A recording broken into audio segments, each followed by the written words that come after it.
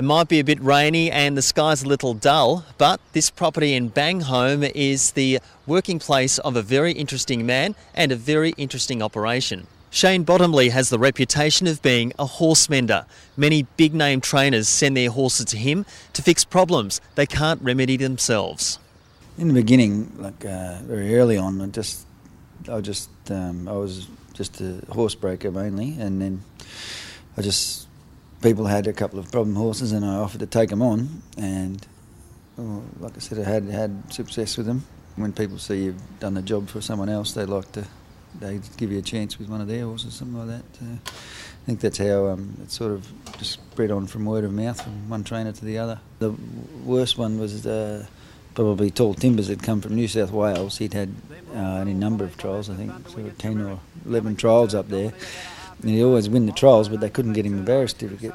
Yeah, got him going. We eventually got him a barrier certificate, and he got to the races, and he won. He won his first 6 races in a row, that horse, and the 6th one was the Easter Cup. So he certainly had a bit of ability, and that's why they sort of persisted for so long with him. It's often interesting to find out what someone in racing could have been doing if they didn't choose that career path. For Shane, he's got no problems with what he's done, but he still thinks maybe things could have been different.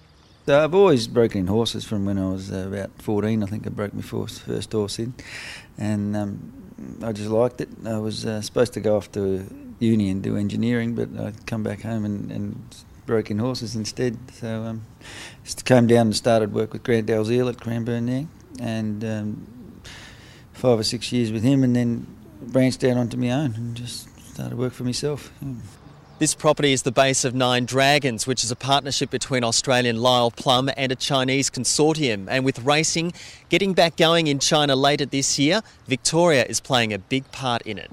Yeah, everyone seems to know about the Chinese. They're trying to start up racing over there, or they will be. So, yeah, that's where I've sort of moved in my career now, to work for Lyle Plum, who's involved with the Chinese, and hopefully we'll be exporting horses from this Nine Dragons here where I work in at. Yeah.